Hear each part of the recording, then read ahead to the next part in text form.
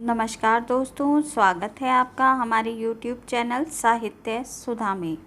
दोस्तों, हमारे इस चैनल के माध्यम से हम हिंदी विषय से UGC नेट JRF की परीक्षा की तैयारी कर रहे हैं, जिसमें हम यूनिट 7 को पढ़ रहे हैं। यूनिट 8, 9 और 10 हम पूरी कर चुके हैं। यदि आप भी यूनिट 8, 9 और 10 को पढ़ना चाहते हैं तो उनकी प्लेलिस्ट का लिंक मैं अपने डिस्क्रिप्शन बॉक्स में दे दूँगी, तो आप भी उन्हें देखकर कंप्लीट कर सकते हैं। अब बात करते हैं यूनिट 7 की। यूनिट 7 कहानियों की यूनिट है, जिसमें 21 कहानियों को शामिल किया गया है, जिसमें से 13 कहानियां हम पढ़ चुके हैं और आज हम इसी श्रृंखला में 14वीं कहानी, जिसका शीर्षक है गैंग्रीन, को पढ़ेंगे। इस कहानी के लेखक श्री सच्चिदानंद हीरानंद वात्स्यायन अगेय जी हैं। दोस्तों, सबसे पहले हम श्री अगेय जी के बारे में तथा उनकी रचनाओं के बारे में जानेंगे, जो परीक्षा के दृष्टिकोण से बहुत उपयोगी है। अगेय जी का जन्म 7 मार्च 1911 को उत्तर प्रदेश के कस्या पुरातत्व खुदाई शिविर में हुआ था। इनकी प्रारंभिक शिक्षा पिता की देखरेख में घर पर ही हुई थी। संस्कृत, फारसी, अंग्रेजी और बांग्ला भाषा साहित्य के अध्ययन में इनकी शिक्षा संपन्न हुई थी। इनका बचपन लखनऊ, कश्मीर, बिहार और मद्रास में बीता। BSc पास कर अंग्रेजी में MA करते हुए क्रांतिकारी आंदोलन से जुड़कर ये बम बनाते हुए पकड़े गए थे और वहाँ से फरार हो गए थे। सन 1930 के अंत में इन्हें पकड़ लिया गया था। 1930 से लेकर 36 तक ये विभिन्न जेलों में रहे। 36-37 सैनिक और विशाल भारत नाम के पत्रिका का इन्होंने 1936 और 37 में संपादन किया। 1943 से 46 तक ये ब्रिटिश सेना में भी रहे। इसके बाद इलाहाबाद से प्रतीक नामक पत्रिका इन्होंने निकाली और ऑल इंडिया रेडियो में नौकरी भी की। देश विदेश की यात्राएं कर उन्होंने कैलिफोर्निया विश्वविद्यालय से लेकर जोधपुर विश्वविद्यालय तक अध्यापन का कार्य भी किया। दिल्ली लौटकर इन्होंने दिनमान साप्ताहिक व नवभारत टाइम्स, अंग्रेजी पत्र वाक और एवरीमेंस जैसी प्रसिद्ध पत्र पत्रिकाओं का संपादन किया।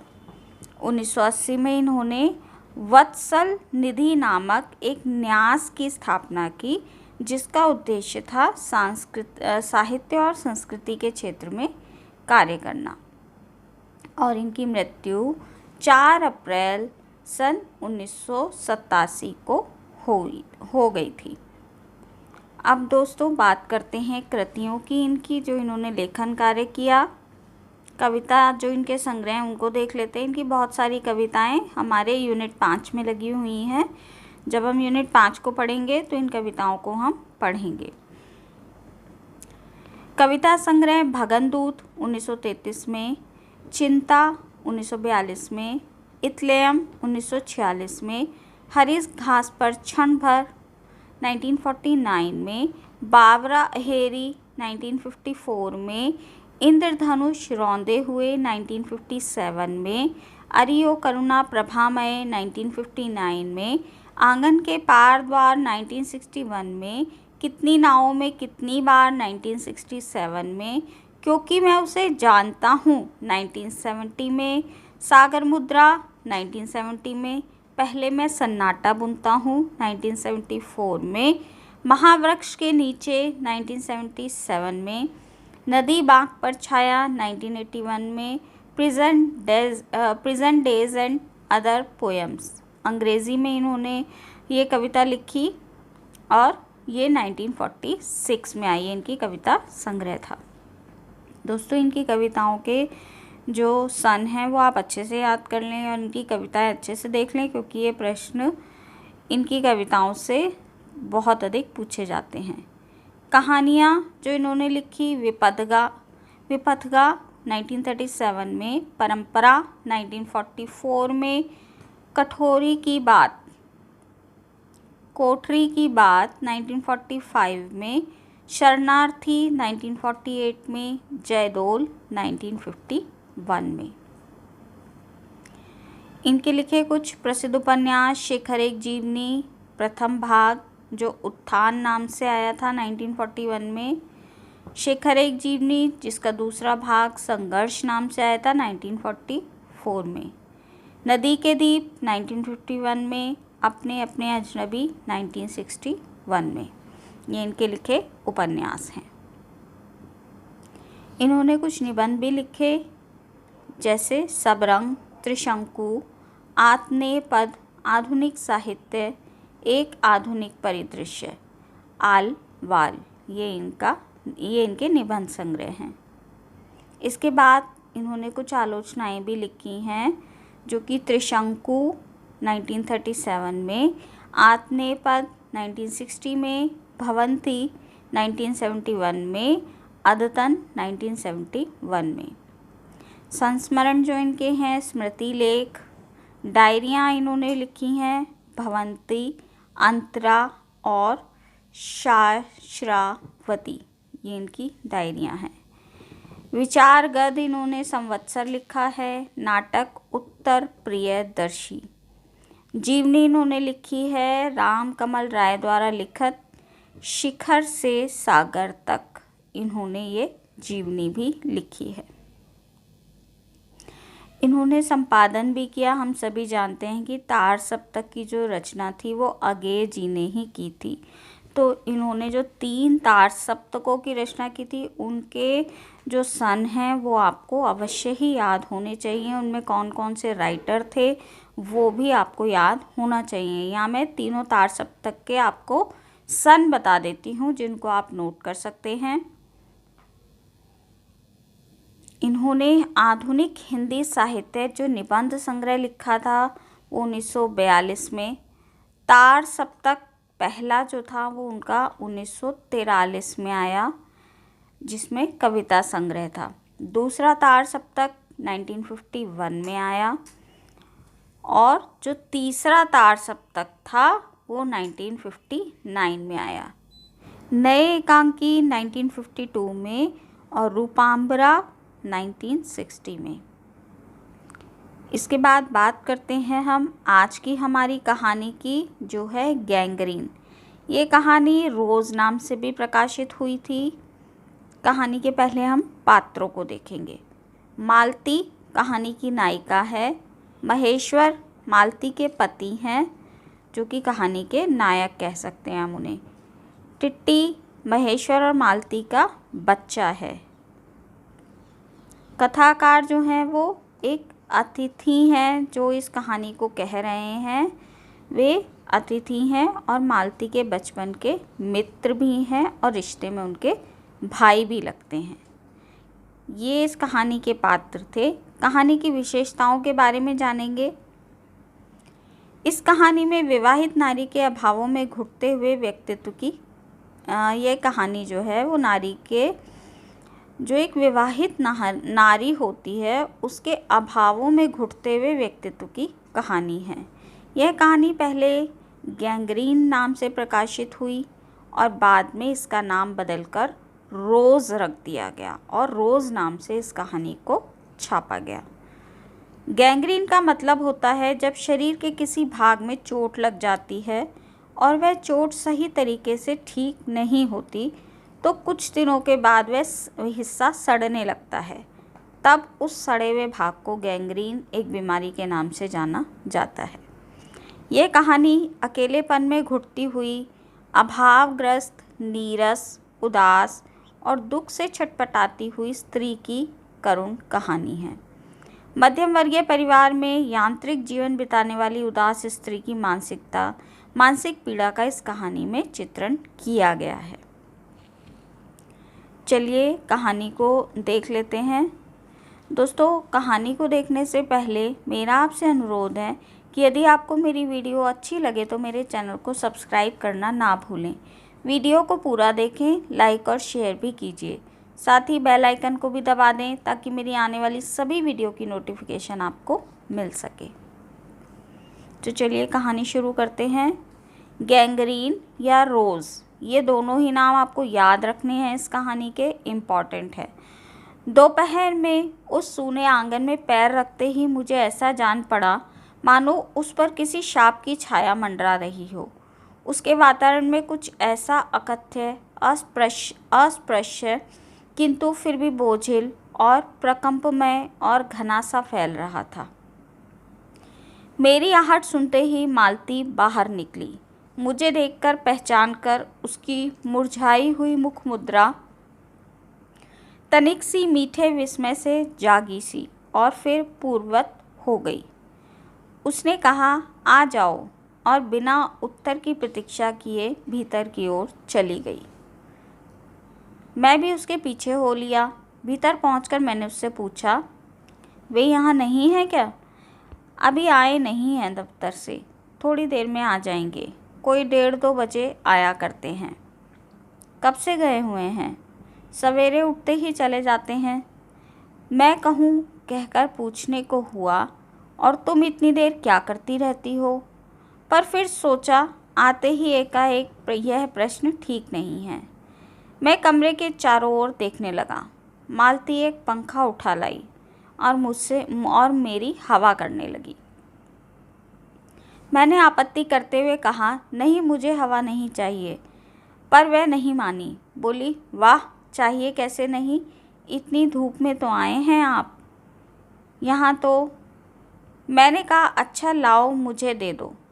वह शायद ना करने वाली थी, पर तभी दूसरे कमरे से शिशु के रोने की आवाज़ सुनकर उसने चुपचाप पंखा मुझे दे दिया और घुटनों पर हाथ टेक कर एक थकी हुई ऊह करके उठी और भीतर चली गई। मैं उसके जाते हुए दुबले पतले शरीर को देखकर सोचता रहा, यह क्या है? ये कैसी छाया सी इस घर पर छाई हुई है। मालती मेरी दूर के रिश्ते की बहन है, किंतु उसे सखी कहना ही उचित है, क्योंकि हमारा परस्पर संबंध सख्य जैसा ही रहा। हम बचपन से इकट्ठे खेले, इकट्ठे लड़े और पिटे। हंक और हमारी पढ़ाई भी बहुत इकट्ठे हुई थी, और हमारे व्यवहार में सदा सख्य जैसा स्वेच्छा और स्वच्छंदता रही। वह कभी भ्रातृत्व के या बड़े छोटेपन के बंधनों से नहीं गिरा। मैं आज कोई 4 वर्ष बाद उसे देखने आया हूँ। जब मैंने उसे इससे पूर्व देखा था तब वह लड़की ही थी। अब वह विवाहिता है, एक बच्चे की माँ भी है। इससे कोई परिवर्तन उसमें आया होगा, और यदि आया होगा तो क्या, यह मैंने अभी सोचा ही नहीं था। किंतु अब उसकी पीठ की ओर देखता हूँ तो सोच रहा था, ये कैसी छाया इस घर पर छाई हुई है, और विशेषतया मालती पर। मालती बच्चे को लेकर लौट आई और फिर मुझसे कुछ दूर नीचे बिछी हुई दरी पर बैठ गई। मैंने अपनी कुर्सी घुमाकर उसकी ओर उन्मुख होकर पूछा, इसका नाम क्या है? मालती ने बच्चों की ओर देखकर उत्तर दिया, नाम तो कोई निश्चित नहीं किया है, वैसे इसे हम टिट्टी कहते हैं। मैंने उसे बुलाया, टिट्टी टिट्टी आ जा। पर वह अपनी बड़ी बड़ी आंखों से मेरी ओर देखता हुआ अपनी माँ से चिपट गया और रुआसा सा होकर कहने लगा, हूँ।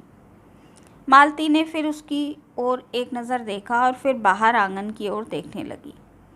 काफ़ी देर मौन रहा। थोड़ी देर तक तो वह मौन आकस्मिक ही था, जिसमें मैं प्रतीक्षा में था कि मालती कुछ पूछे, किंतु उसके बाद एकाएक मुझे ध्यान आया कि मालती ने कोई बात ही नहीं की। यह भी नहीं पूछा कि मैं कैसा हूँ, कैसे आया हूँ।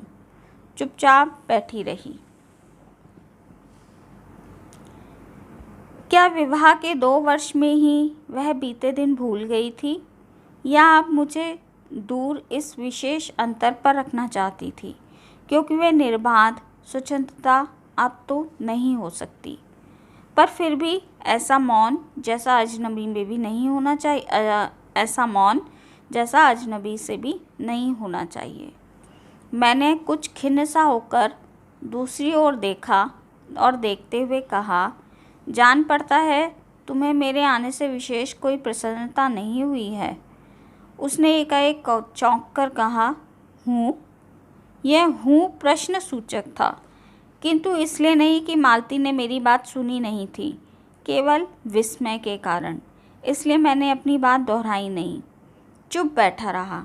मालती कुछ बोली ही नहीं। थोड़ी देर बाद मैंने उसकी ओर देखा। वह एकटक मेरी ओर देख रही थी, किंतु मेरे उधर उन्मुख होते ही उसने अपनी आंखें नीची कर ली। फिर भी मैंने देख उन आंखों में से कुछ विचित्र सा भाव था, मानो मालती के भीतर कहीं कुछ चेष्टा कर रहा हो, किसी बीती हुई बात को याद करने की, किसी बिखरे हुए वायुमंडल को पुनः जागकर गतिमान करने, कभी किसी टूटे हुए व्यवहार तंतु को पुनर्जीवित करने की, और चेष्टा में सफल ना हो रहा हो। वैसे जैसे बहुत देर से प्रयोग में ना लाए हुए अंग को व्यक्ति एकाएक उठाने लगे और पाए कि यह उठता ही नहीं है। चिर विस्मृति में मानो मर गया है, उतने क्षीण बल से, यद्यपि वह सारा प्राप्य बल है, उठ नहीं सकता। मुझे ऐसा जान पड़ा मानो किसी जीवित प्राणी के गले में किसी मृत जंतु का तोक डाल दिया गया हो। वह उसे उतार कर फेंकना चाहे पर उतार ना पाए। तभी किसी ने किवाड़ खटखटाए। मैंने मालती की ओर देखा, पर वह हिली नहीं। जब किवाड़ दूसरी बार खटखटाए गए, तब वह शिशु को अलग करके उठी और किवाड़ खोलने गई। ये वे यानी मालती के पति आए थे। मैंने उन्हें पहली बार देखा था, यद्यपि फोटो से मैं उन्हें पहचानता था। परिचय हुआ। मालती खाना तैयार करने आंगन में चली गई और हम दोनों भीतर बैठकर बातचीत करने लगे। उनकी नौकरी के बारे में, उनके जीवन के बारे में, उस स्थान के बारे में और ऐसे अन्य विषयों के बारे में जो पहले परिचय पर उठा करते हैं, एक तरह का सुरक्षात्मक कवच बनकर। मालती के पति का नाम महेश्वर है। वह एक पहाड़ी गांव में सरकारी डिस्पेंसरी के डॉक्टर हैं। उसकी हैसियत से इन क्वार्टरों में रहते हैं।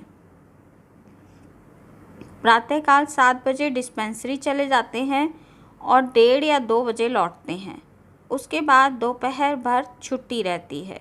केवल शाम को 1-2 घंटे फिर चक्कर लगाने के लिए जाते हैं, डिस्पेंसरी के साथ छोटे से अस्पताल में पड़े हुए रोगियों को देखने और अन्य ज़रूरी हिदायतें करने। उनका जीवन भी बिल्कुल एक निर्दिष्ट ढर्रे पर चल रहा है। नित्य वही काम, उसी प्रकार के मरीज़, वही हिदायतें, वही नुस्खे और वही दवाइयाँ।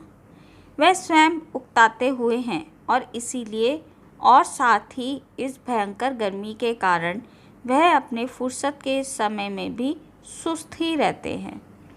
मालती हम दोनों के लिए खाना ले आई। मैंने पूछा, तुम नहीं खाओगी या खा चुकी? महेश्वर बोले कुछ हंसकर, वह बाद में खाया करती है। पति 2:30 बजे खाना खाने आते हैं, इसलिए पत्नी 3 बजे तक भूखी बैठी रहेगी। महेश्वर खाना आरंभ करते हुए मेरी ओर देखकर बोले, आपको तो खाने का मज़ा क्या ही आएगा, ऐसे बेवक्त खाना खा रहे हैं।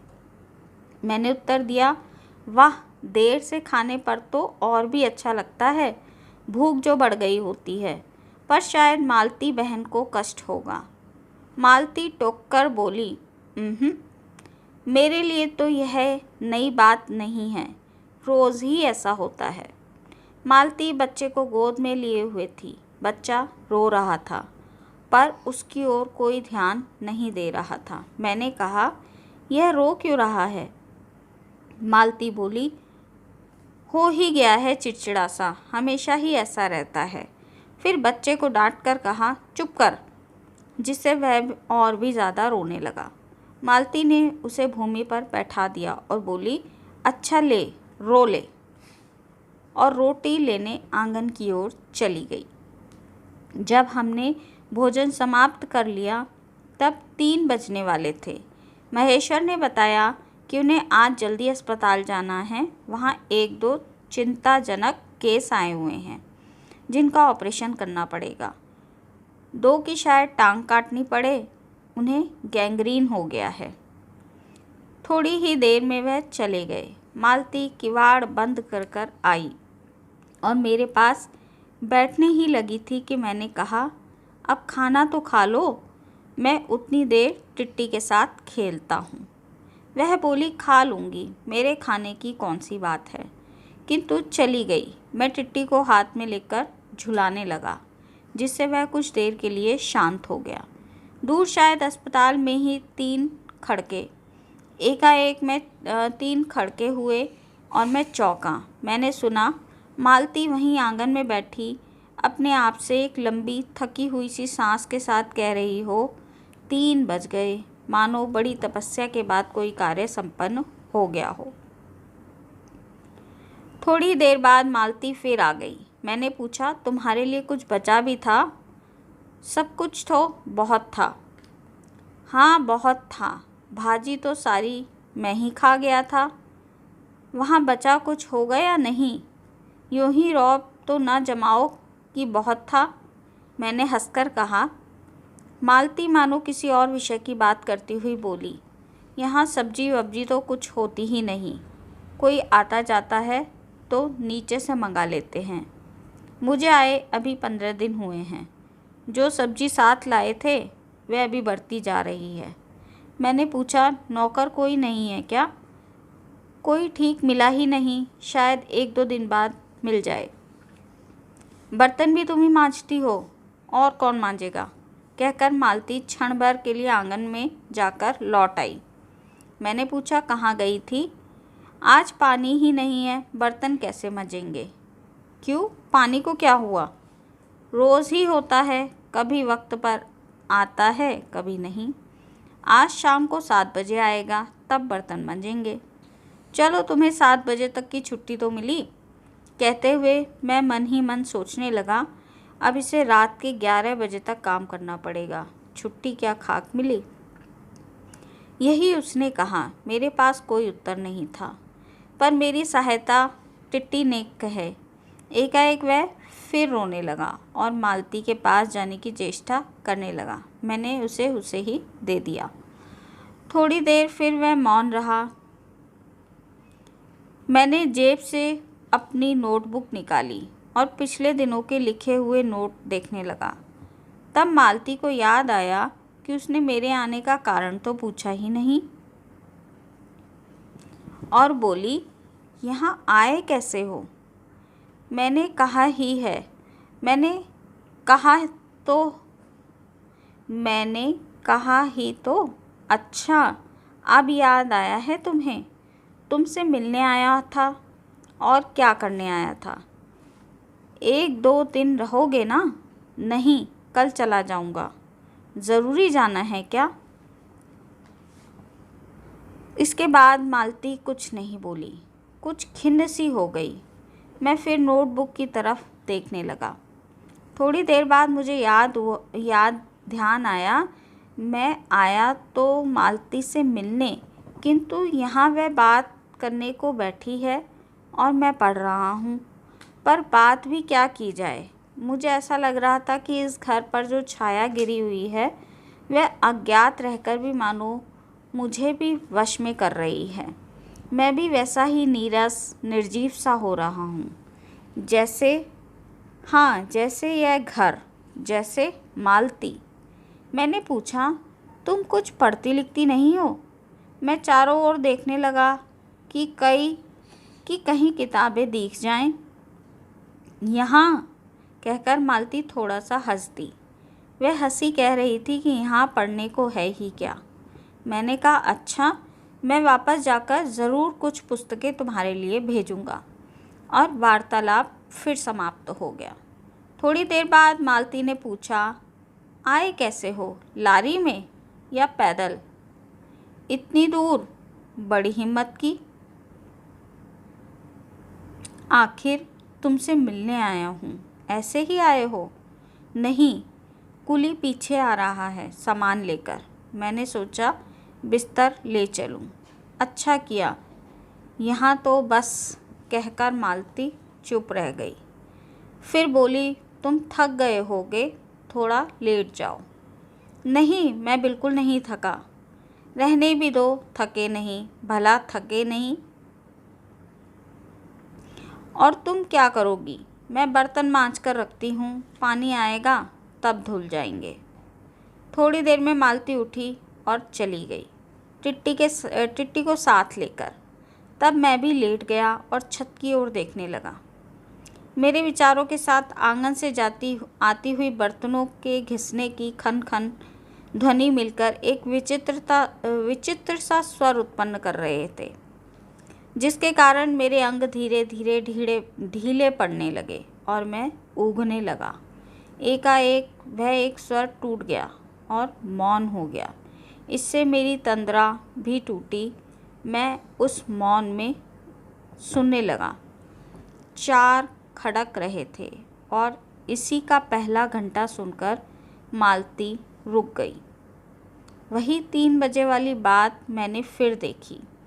अब की बार और उग्र रूप में मैंने सुना।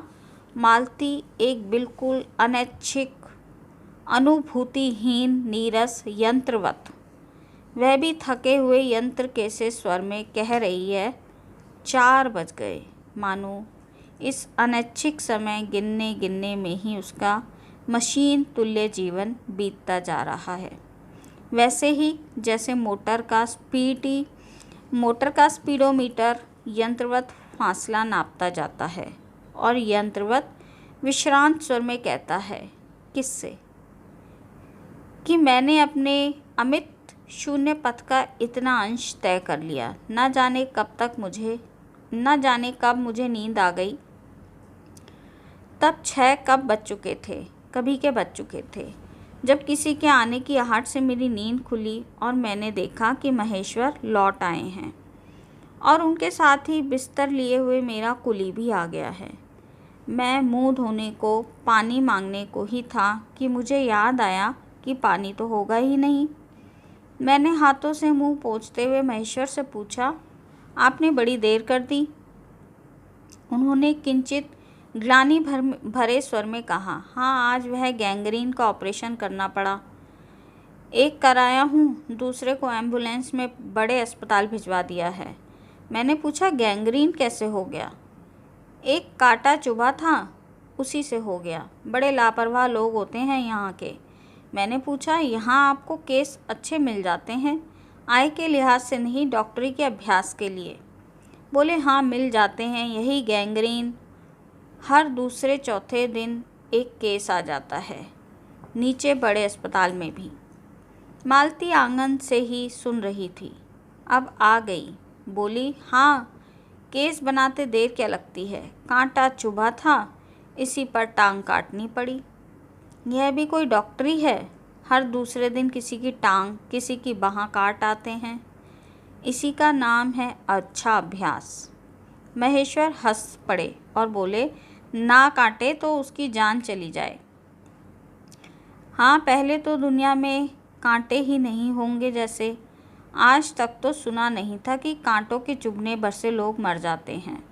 महेश्वर ने उत्तर नहीं दिया, मुस्कुरा दिए। मालती मेरी ओर देखकर बोली, ऐसे ही होते हैं डॉक्टर, सरकारी अस्पताल के हैं ना, क्या परवाह है। मैं तो रोज़ ही ऐसी बातें सुनती रहती हूँ।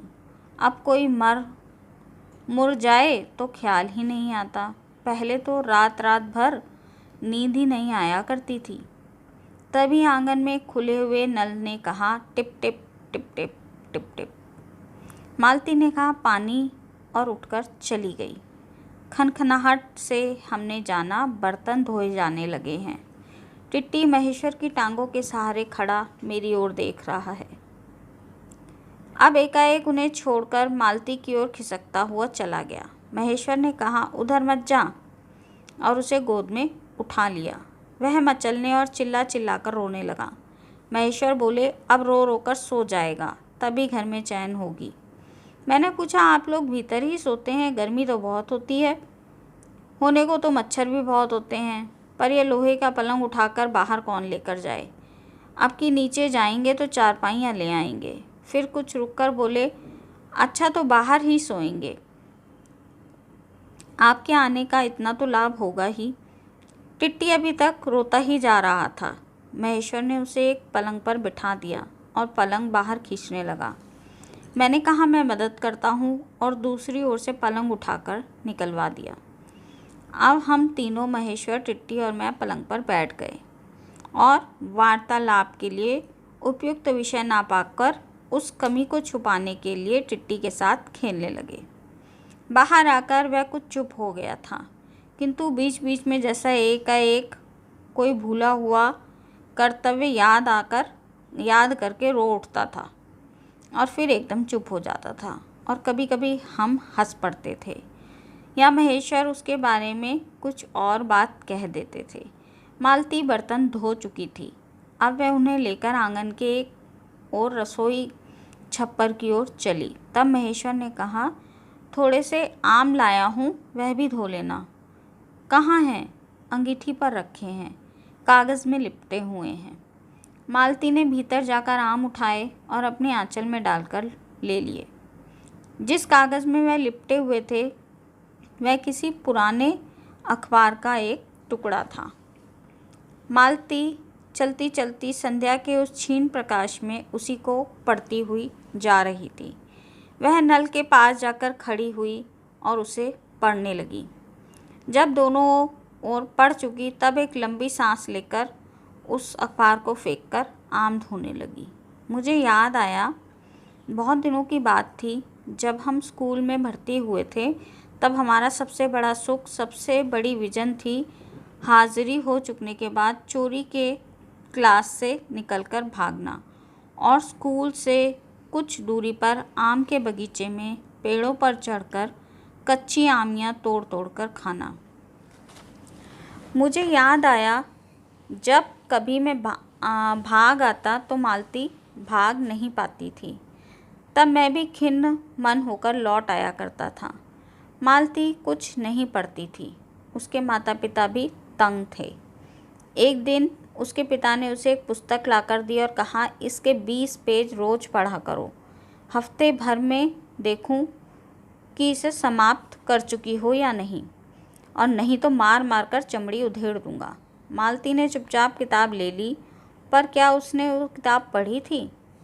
वह नित्य ही उसके 10 पन्ने 20 पेज फाड़कर फेंक देती थी और अपने खेल में किसी भांति का फर्क ना पड़ने देती थी। जब 8वें दिन उसके पिता ने पूछा, किताब समाप्त कर ली? तो उसने उत्तर दिया, हाँ कर ली। पिता ने कहा, लाओ प्रश्न पूछूंगा, तो वह चुपचाप खड़ी रही। पिता ने फिर कहा तो उदास स्वर में बोली, किताब तो मैंने फाड़कर फेंक दी है, मैं नहीं पढ़ूंगी। इसके बाद वह बहुत पिटी और वह अलग बात है कि इस समय मैं यही सोच रहा था कि वही उदत और चंचल मालती आज कितनी सीधी हो गई है, कितनी शांत और एक अखबार के टुकड़े को तरसती है। यह क्या? दोस्तों, ये प्रश्न पहली बार नेट में आ चुका है कि मालती का स्वभाव पहले कैसा था। तो पहले वह चंचल थी और बाद में वो बहुत ही शांत हो गई थी विवाह के बाद।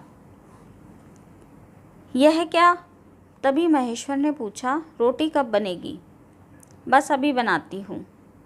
पर अब की बार जब मालती रसोई की ओर चली तब टिट्टी की कर्तव्य भावना बहुत विस्तीर्ण हो गई। वह मालती की ओर हाथ बढ़ाकर रोने लगा और नहीं माना। मालती उसे गोद में लेकर चली गई। रसोई में बैठकर एक हाथ से उसे थपकाने और दूसरे से कई छोटे छोटे डिब्बे उठाकर उसके सामने रखने लगी। हम दोनों चुपचाप रात्रि की और भोजन की और एक दूसरे के कुछ कहने की, ना जाने किस किस न्यूनता की पूर्ति की प्रतीक्षा करने लगे। हम भोजन अब कर चुके थे और बिस्तरों पर लेट गए थे और टिट्टी भी सो गया था। मालती पलंग की एक ओर मोम जामा बिछाकर उसी पर उसे लिटा गई थी। वह सो गया था, पर नींद में कभी कभी चौंक उठता था। एक बार तो उठकर बैठ भी गया था, पर तुरंत फिर सो गया। मैंने महेश्वर से पूछा, आप तो थके होंगे, सो जाइए, वह बोले, थके तो आप भी होंगे, 18 मील पैदल चलकर जो आए हैं आप। किंतु उनके स्वर ने मानो जोड़ दिया, थका तो मैं भी हूँ। मैं चुप रहा। थोड़ी देर में किसी अपर संज्ञा ने मुझे बताया वह ऊग रहे थे। तब लगभग 10:30 बजे थे। मालती भोजन कर रही थी। मैं थोड़ी देर मालती की ओर देखता रहा और किसी विचार में, यद्यपि बहुत गहरे विचार में नहीं, लीन हुई धीरे धीरे वह खाना खा रही थी। फिर मैं इधर उधर खिसक पर आराम से होकर आकाश की ओर देखने लगा। पूर्णमासी की रात थी। आकाश अनभ्र था। मैंने देखा उस सरकारी क्वार्टर की दिन में अत्यंत शुष्क और नीरस लगने वाली स्लेट की छत भी चांदनी में चमक रही थी, अत्यंत शीतलता और स्निग्धता से छलक रही थी, मानो चंद्रिका उस पर से बहती हुई आ रही हो, झर रही हो। मैंने देखा पवन में चीड़ के वृक्ष, गर्मी से सूखकर मटमैले हुए चीड़ के वृक्ष धीरे धीरे गा रहे हों कोई राग जो कोमल है किंतु करुण नहीं, अशांतिमय है किंतु उद्वेग में नहीं। मैंने देखा प्रकाश से धुंधले नीले आकाश के तट पर जो चमगादड़ नीरव उड़ान से चक्कर काट रहे हैं वह भी सुंदर दिख पड़ते हैं।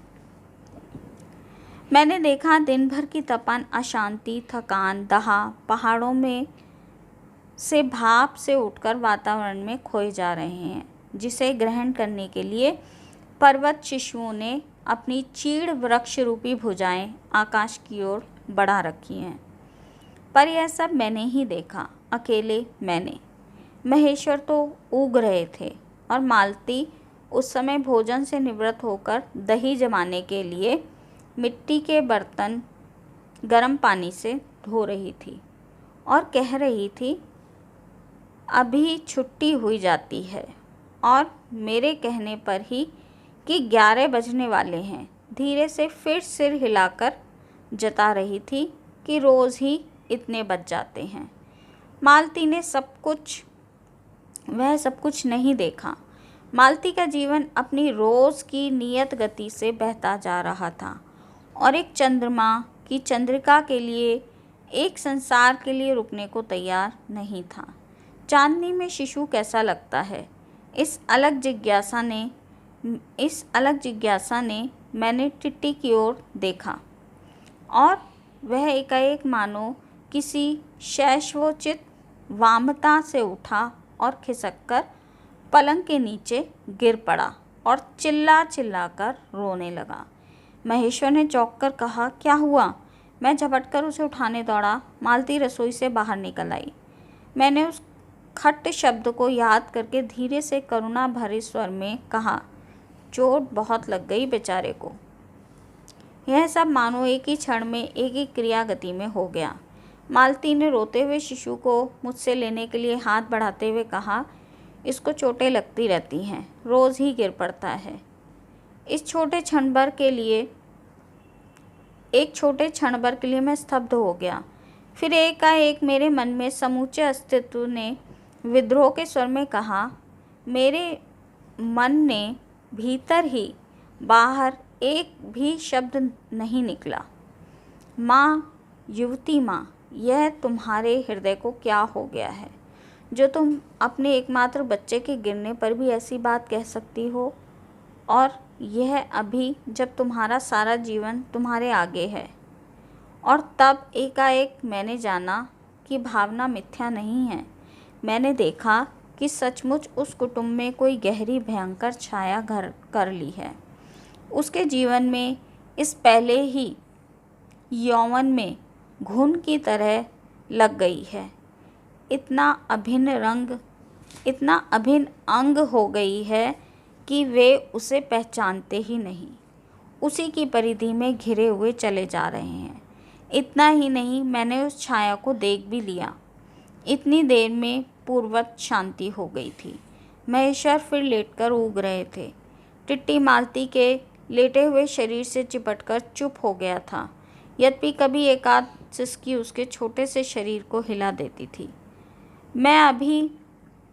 मैं भी अनुभव करने लगा था कि बिस्तर अच्छा लग रहा था।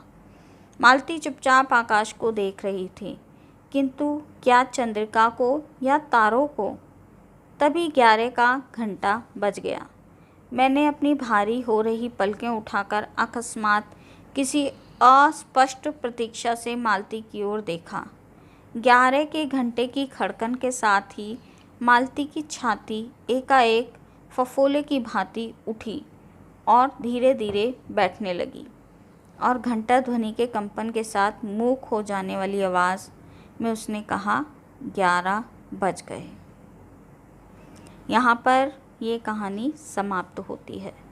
दोस्तों, कहानी में जो औरतें होती हैं या उनके रोज़मर्रा के बोरियत भरे जीवन को दिखाया गया है कि वह घड़ी की भांति इतने बज गए, और मतलब सारा दिन उनके पास वही काम होते हैं, उन्हें करती रहती हैं, कोई रस नहीं होता उनके जीवन में। इस कहानी में इसी चीज़ को मालती के रूप में दर्शाया गया है कि पहले वो कितनी चंचल हुआ करती थी, लेकिन शादी के बाद उसका जीवन एकदम बोझिल हो गया है। इसीलिए इस कहानी को रोज़ नाम भी दिया गया कि रोज़ की वही क्रियाकलाप उसी तरह वह किया करती थी। बाद में इसे इसे गैंग्रीन नाम दिया गया, बाद में इसका नाम पलटकर रोज़ रख दिया गया था। तो दोस्तों, आज की इस वीडियो को यहीं समाप्त करती हूँ। मिलती हूँ आपसे अगली वीडियो में अगले टॉपिक के साथ। तब तक के लिए नमस्कार।